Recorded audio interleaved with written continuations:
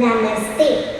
ॐ पार्थाय प्रतिबोधितां भगवता नारायणेन स्वयं व्यासेन ग्रथितां पुराणमुनिना मध्ये महाभारतम् अद्वैतामृतवर्षिणीं भगवतीम् अष्टादशाध्यायिनीम् अम्ब त्वामनुसन्दधामि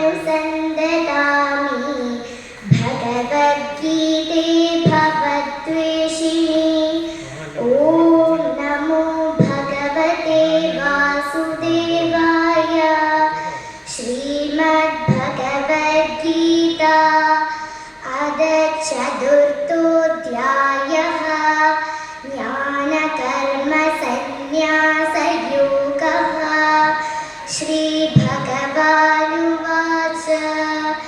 इमं विवस्वते योगं प्रोक्तवानहमव्ययं विवस्वान्मनवे प्राह मनुरीक्षा कवे ब्रवीत् एवं परम्परा प्राप्तम् इमं राजर्षयो विदुः सकाले नेह महता योगो नष्टपरन्तप स एवायं मया तेद्य योगप्रोक्तः पुरातनः भक्तोऽसि मे सखा चेति रहस्यं ह्येतदुत्तमम्।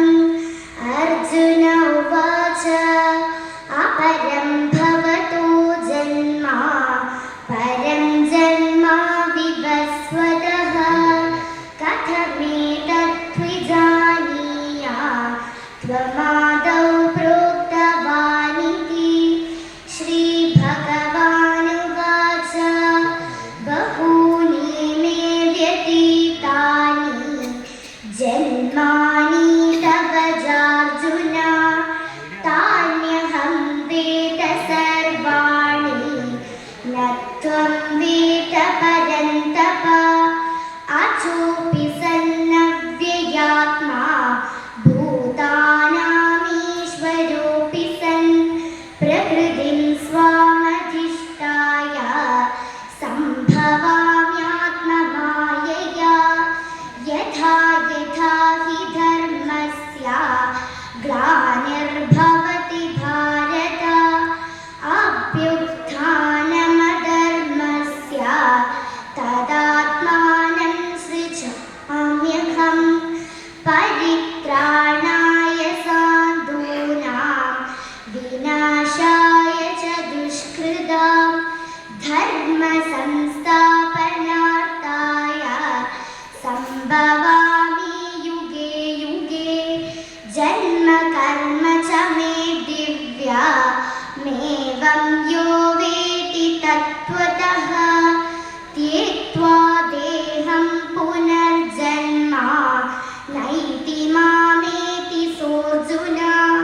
वीतरागभयक्रोध मन्मया मामुपाश्रिताः बहवो ज्ञानतपसा पूता मद्भावमागताः। ॐ शान्ति शान्ति शान्तिः। नन्दी। Next, chess number 9.